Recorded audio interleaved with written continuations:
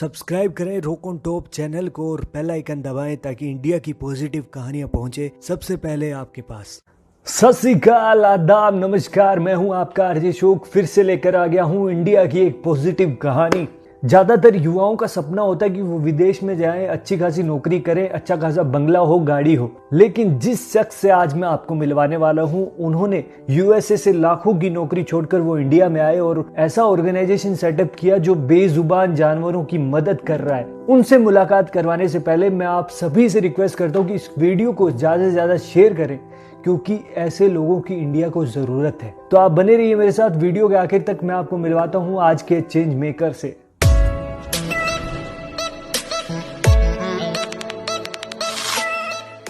आज हमारे साथ हैं पीपल फार्म के फाउंडर रोबिन जी। रोबिन जी, बहुत बहुत स्वागत है आपका हमारे इस छोटे से शो रॉक ऑन टॉप पर। अरे धन्यवाद, आपने मुझे मौका दिया अशोक जी। बहुत से लोग आपको जानते हैं, जो नहीं जानते उनको मैं थोड़ा सा बता देता हूँ कि पीपल फार्म एक ऐसा ऑर्गेनाइजेशन है जो एनिमल प्रोटेक्शन ऑर्गेनाइजेशन है। एनिमल्स को रेस्क्यू करता है, उनको इंसान की तरह ट्रीट करता है, उन्हें प्यार देता है और भी बहुत कुछ है जो आपसे हम जानेंगे। तो रोबिन भाई, मैं शुरुआत करूंगा। अमूमन आपसे ये सवाल पूछते होंगे लोग कि आपने शुरुआत कैसे की, और थोड़ा आप ब्रीफली बताएं अपने इस इनिशिएटिव के बारे में। बिल्कुल। इससे पहले मैं एक टेक कंपनी चलाता था यूएस में। तो मैं ऐसे मुकाम पे पहुंचना चाहता था जहां पे मेरा अपना रहने खाने का खर्चा चल जाए और मुझे 8 घंटे रोज जॉब। तो मैंने अपना एक छोटा सा वहां पे एक टेक कंपनी जो शुरू की थी 2003 में, तो वो 2010 तक इस मुकाम पे पहुंच गई जहां वो बिना मेरे चल सकती थी। तो मुझे उसको बड़ा ही कम वक्त देना पड़ता था। तो अब मेरा लाइफस्टाइल वैसा हो गया जैसा मैंने हमेशा, जैसे आप कह लीजिए भी सपना देखा था, जैसे कि भाई अच्छा घर हो,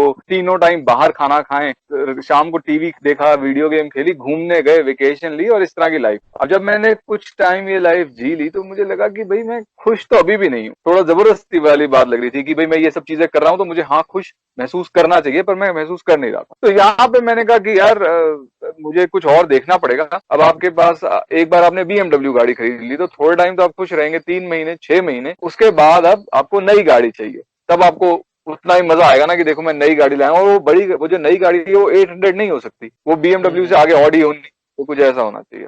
तो मैंने कहा भाई एक तो ये मजे करने का चक्र भी हुआ है, ये बढ़ता चला जाएगा, और दूसरा ये कि इसकी कीमत मैं नहीं चुका रहा। हाँ, मैं इसका दाम जरूर दे रहा हूँ, पर इसकी कीमत कोई और चुका रहा है। क्योंकि कोई भी चीज जब प्रोड्यूस होती है, चाहे वो खाना है, गाड़ी है, कुछ भी, तो कहीं पे किसी ना किसी को नुकसान करके प्रोड्यूस होती है। अब देखिए ना, कहीं भी माइनिंग होती है, पेट्रोलियम निकलता है, कोल निकलता है, सड़क बनती है, जंगल कटते हैं, तो किसी ना किसी को बेचारे को सफरिंग हो रही है मेरी वजह से। तो मैंने कहा यार ये तो बात बनी नहीं। एक तो मैं खुश नहीं हूँ, ऊपर से जो मैं मजे कर रहा हूँ उसकी भी कीमत कोई और चुका रहा है, तो ये नहीं सही। तो फिर मैंने कहा कि भाई इंडिया का रुख करते हैं वापस, और शायद वहां पे कोई जवाब मिले। तो बिल्कुल मैं, जैसे आप कह सकते हैं ना, मैं खोया हुआ था। जैसे कि आपने अपना पुराना घर जो है पूरा ध्वस्त कर दिया और आपने नया घर अभी बनाया नहीं, तो आप खाली जमीन पे बैठे हैं जहाँ पे खंडर सा है, और आपको समझ नहीं आता कि करें तो क्या करें। जिसे आप पागल वाली अवस्था कह देंगे, नॉर्मल। भाई मेरे पास एक ऑप्शन ये थी कि या तो मैं खूब शराब वराब पीना शुरू कर दूं, एंटी डिप्रेसेंट्स लेना शुरू कर दूं। डॉक्टर ने तो यही कहा एंटी डिप्रेसेंट्स ले लो, ड्रग्स वगैरह शुरू करके इस जो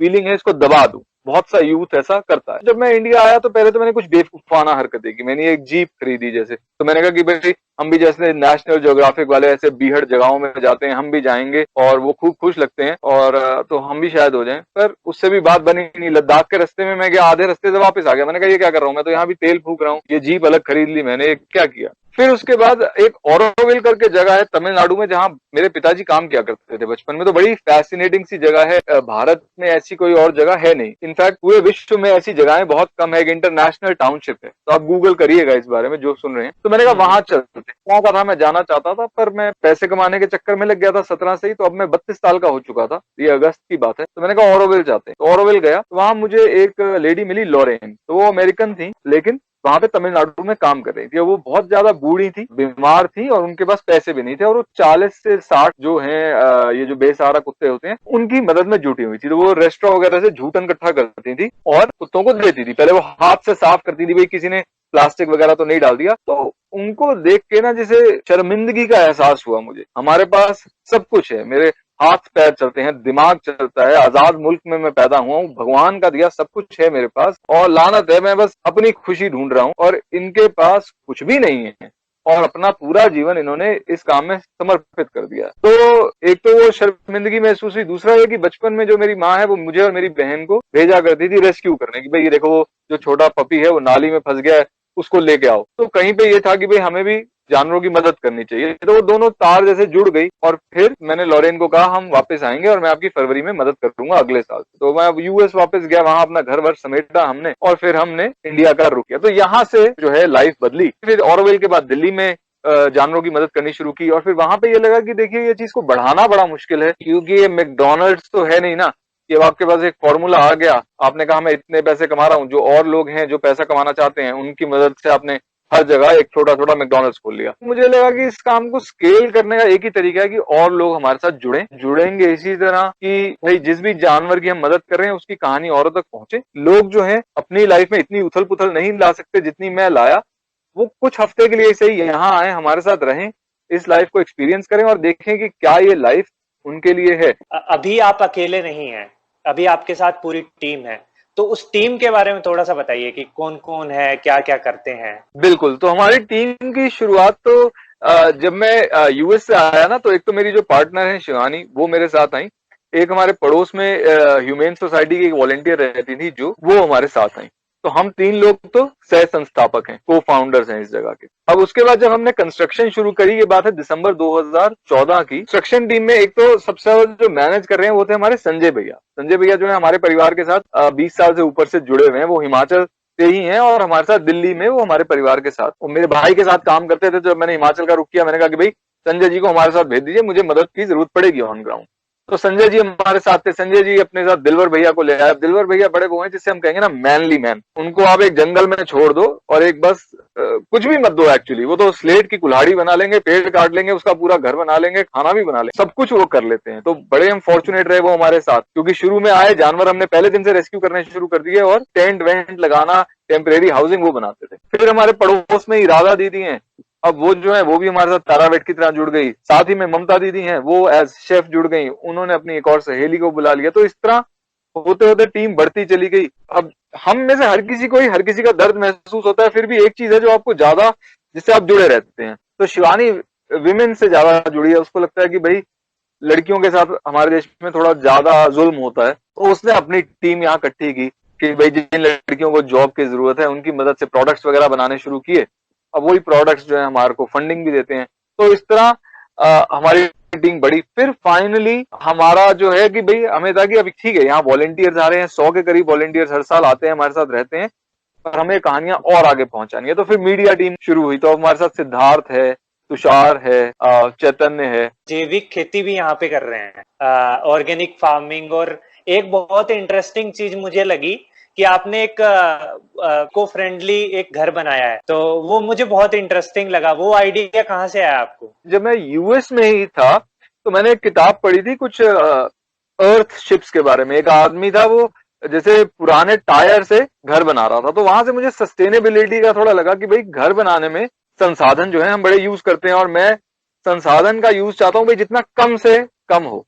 तो एक था कि जब हम जाएंगे कहीं, जब हम अपना घर बनाएंगे तो थोड़ा ऐसा बनाएंगे। तो जब इंडिया आया और जब मैंने बताया ना कि मेरा थोड़ा पागलपन वाला फेज चल रहा था, तो तब एक सपना यह भी था कि हम बिल्कुल अपना खाना उगाएंगे और सबसे अलग थलग अपना घर बना के रहेंगे। पीपल फार्म का तब कोई आइडिया था नहीं। तो जब पीपल फार्म का आइडिया आया तो ये जो पहले दिमाग में फितूर था खेत और घर का, वो भी उसके साथ जुड़ गया। तो उसी फितूर के साथ हम यहाँ आए। तो उस समय तो हमारे पास जो विजन है वो बिल्कुल अलग था। पर यहाँ पे आके पता चला कि यहाँ पे गांव में कच्चे घर बनाया करते थे लोग। अब आज तो कच्चे घर उखाड़ रहे हैं, क्योंकि कच्चा घर जो है गरीबी का लक्षण माना जाता है। बड़ी दुखद बात है। और पक्का घर जो है वो प्रोग्रेस और अमीरी का साइन है।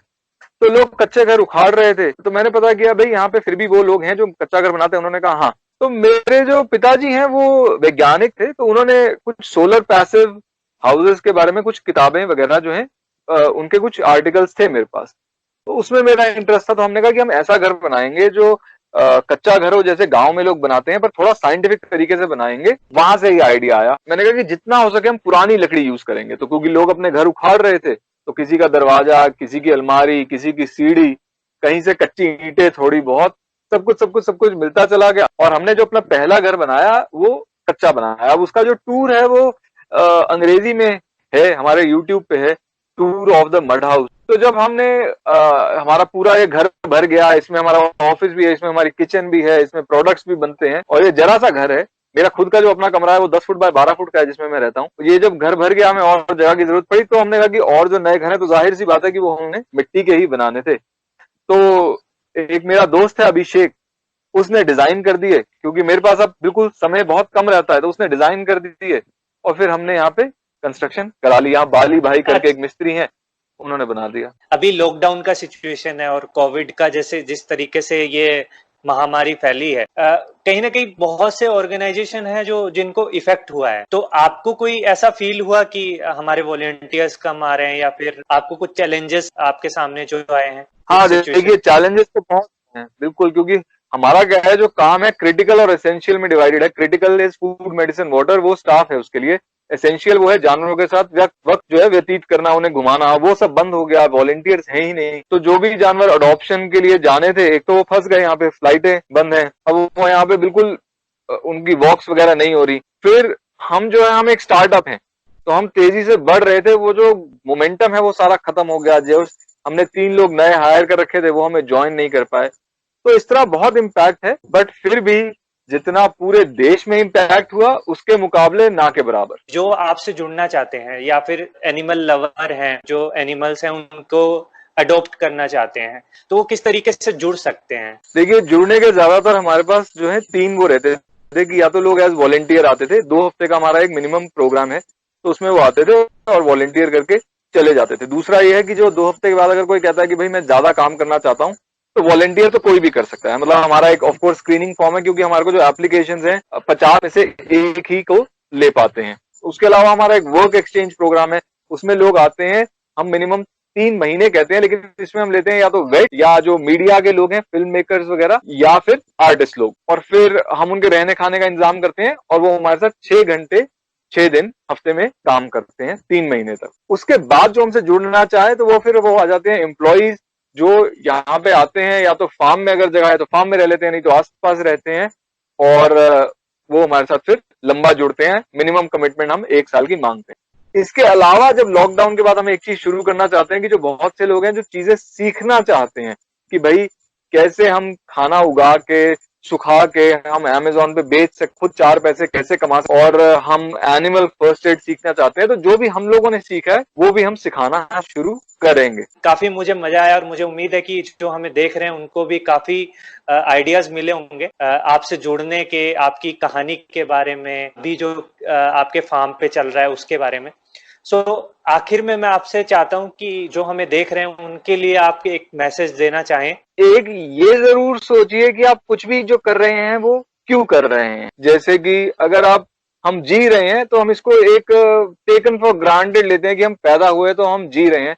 मैं कहता हूं थोड़ा सोचिए कि हम क्यों जी रहे हैं, इससे आपको जीवन जीने की एक दिशा मिल जाएगी। और ऐसा नहीं होगा कि आप 50-60 साल जी लिए हैं और आप सोचे यार ये मैंने जिंदगी में क्या किया, मैं तो कुछ और करना चाहता था। क्योंकि जिंदगी है ही ऐसी कि पहले चीजें हो जाती हैं और फिर सीखने को मिलता है। तो अगर आप थोड़े प्रश्न पूछ लेंगे कि why am I doing this, मैं ये क्यों कर रहा हूं, तो हो सकता है कुछ गलतियां होने से बच जाएं। रोबिन भाई बहुत बहुत शुक्रिया हमारे साथ जुड़ने के लिए, और मुझे काफी मजा आया आपसे बात करके। एक बार आपका फिर से दिल से शुक्रिया, और मैं आपको शुभकामनाएं दूंगा कि आप उसके स्केल पे काम कर पाएं जो भी आपने इनिशिएटिव लिए हैं। आप लोगों की वजह से और लोग हमारे साथ जुड़ेंगे तो कामयाबी तो हमें हासिल होगी। बिल्कुल बिल्कुल, मैं आपको यही शुभकामनाएं देकर अपनी बात खत्म करता हूँ।